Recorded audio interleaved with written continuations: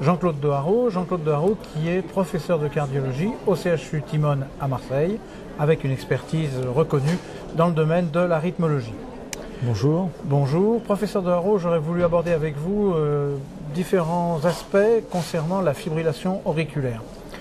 Peut-être pas sous l'angle de la pharmacologie, du traitement anticoagulant, car on en parle beaucoup avec les anticoagulants directs maintenant. On a beaucoup l'occasion d'en parler, on aura l'occasion d'en reparler. Mais j'aurais aimé aborder d'autres problèmes plus techniques. On a parlé pendant longtemps des techniques d'ablation, de l'ablation circonférentielle. Et on a l'impression que les nouveaux traitements la font un petit peu oublier. Est-ce que vous pourriez nous dire simplement où on en est? Est-ce que c'est toujours d'actualité? Est-ce que les indications se sont précisées, élargies? Où en est-on? Alors je pense que c'est une bonne question. Je pense que c'est une bonne question parce qu'effectivement il y a de quoi être un petit peu perdu dans le paysage du traitement par ablation endocavitaire. Je crois qu'on a atteint indiscutablement la phase de maturité du traitement de la fibrillation atriale paroxystique. La fibrillation atriale paroxystique, aujourd'hui, peut être traitée avec un pourcentage de succès tout à fait satisfaisant, 70-80%, bien sûr, ça dépend du patient, par l'ablation. L'ablation, effectivement, circonférentielle, c'est-à-dire cette ablation qui consiste à isoler les veines pulmonaires du reste du massif atrial, de façon à ce qu'elles ne puissent plus diffuser les extrasystoles déclenchantes de la fibrillation atriale. Donc, pour la fibrillation atriale paroxystique, on a aujourd'hui atteint cette phase de maturité. Et c'est un traitement qui est proposé quelquefois en première intention. En tous les cas, dès le premier échec d'un traitement antiarythmique. Donc, pour cet aspect-là, je crois qu'il n'y a pas de discussion.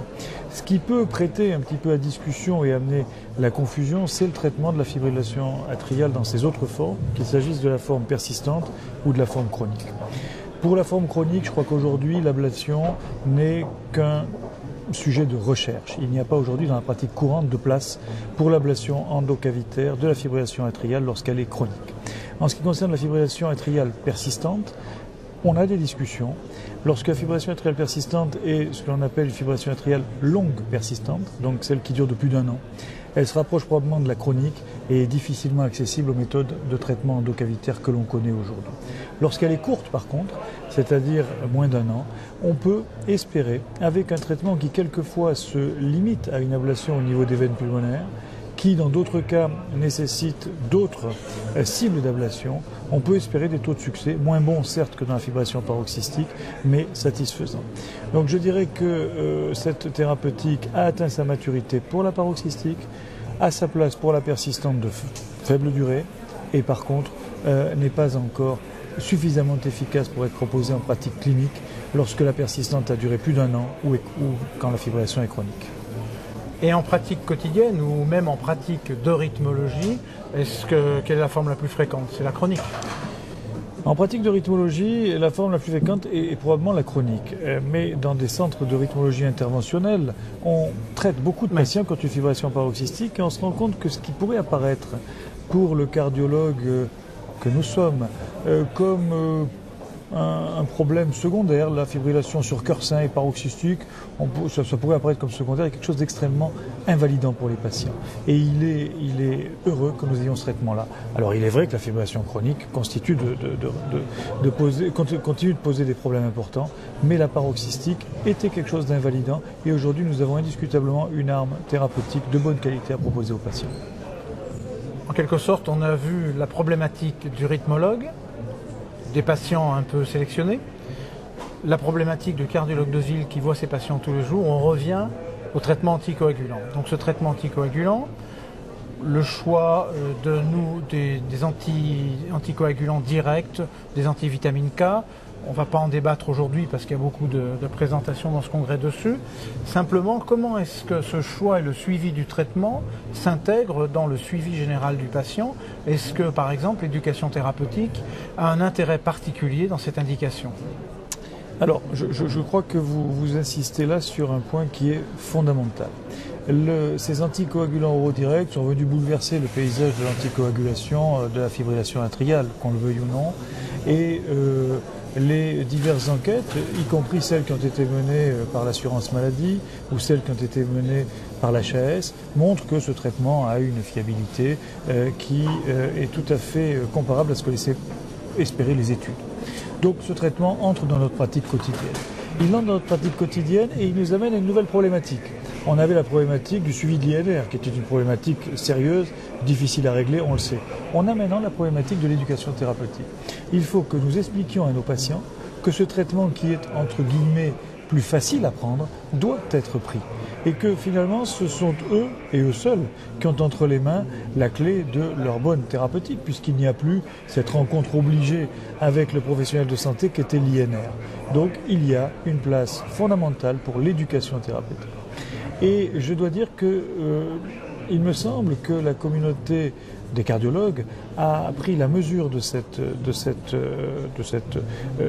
obligation que l'on a maintenant, et c'est avec plaisir que nous développons des programmes d'éducation thérapeutique qui sont basés d'une part sur une explication pour le patient de ce qu'est sa pathologie et d'autre part une explication de ce qu'il peut attendre du traitement et de la façon dont il doit prendre son traitement, des signes d'alerte, etc. Donc c'est une problématique que nous avons intégrée, je pense. Et dans votre pratique, dans votre service, il y a vraiment des gens qui sont dédiés à cette éducation thérapeutique ou c'est vraiment un choc médecin qui fait tant comme il peut en fonction des moyens dont il dispose? Oui, je crois que la question est là, effectivement. Il va falloir très probablement professionnaliser cette éducation thérapeutique. Il existe des infirmières spécialistes d'éducation thérapeutique que nous utilisons pour nos patients en fibrillation atriale, mais elles ne sont pas dédiées uniquement à cette activité-là. Elles sont issues principalement de l'hypertension artérielle ou de la diabétologie. Donc elles ont une culture, bien sûr, mais qui peut-être mériterait d'être encore affinée sur le problème de la fibrillation atriale. Et c'est donc chaque médecin qui le fait avec, bien sûr, les disparités que cela peut amener. Je crois qu'il y a la place pour créer des réseaux et des chemins de patients qui les amènent à cette éducation spécifique. On a parlé de la prise en charge thérapeutique. Est-ce qu'il y a des moyens de prévenir de la récidive des accidents emboliques autres que pharmacologiques? Alors oui, il y a des moyens. Il y a un moyen émergent depuis de nombreuses années, mais qui commence réellement à passer dans notre pratique, qui est l'occlusion de l'auricule gauche. En effet, il a été noté que la plupart des thrombis issus des oreillettes proviennent de l'auricule gauche. On estime à 95% la fréquence.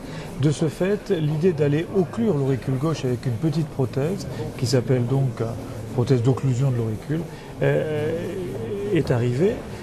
Aujourd'hui, ce traitement n'est pas concurrent du traitement par les anticoagulants oraux, qu'il s'agisse des antivitamines K ou des anticoagulants oraux directs. Il est à proposer lorsque ce traitement a échoué ou qu'il n'est pas possible. Mais c'est une nouvelle méthode et il peut être imaginé que dans l'avenir, les deux traitements pourront être peut-être associés, voire que cette occlusion de l'auricule puisse prendre une part importante des indications du traitement anticoagulant dans la fibrillation atriale. Alors aujourd'hui, le problème en France est qu'il n'y a pas de remboursement spécifique de ces prothèses.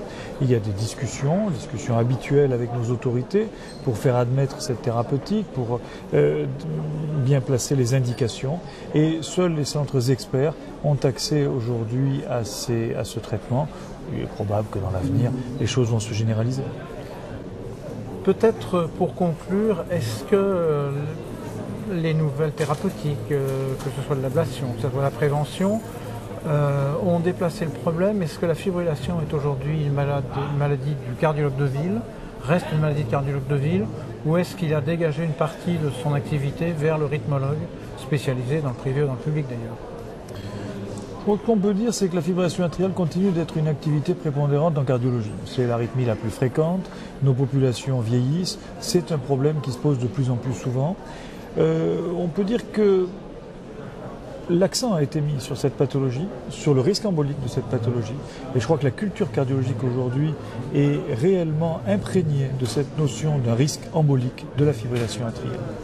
Par ailleurs, et vous avez parfaitement raison, aujourd'hui, cette arythmie qui avant étaient peut-être traités uniquement par le cardiologue traitant, commencent à se partager entre cardiologue traitant et rythmologue quand il y a une indication éventuelle d'ablation ou bien pour discuter cette ablation éventuelle, et puis rythmologue interventionnel pour la mise en place d'une occlusion de l'auricule, ou bien également cardiologue interventionnel, puisque eux-mêmes mettent aussi en place les occlusions d'auricule. Donc on partage effectivement cette pathologie, mais le nombre de patients est tellement important et la population vieillissant, le nombre de patients ne fait qu'augmenter, que le partage est parfaitement bien accepté. C'est parfait. Je vous remercie vivement pour avoir répondu à ces quelques questions et on se revoit quand les techniques ont encore progressé l'année prochaine. Merci à vous. Merci.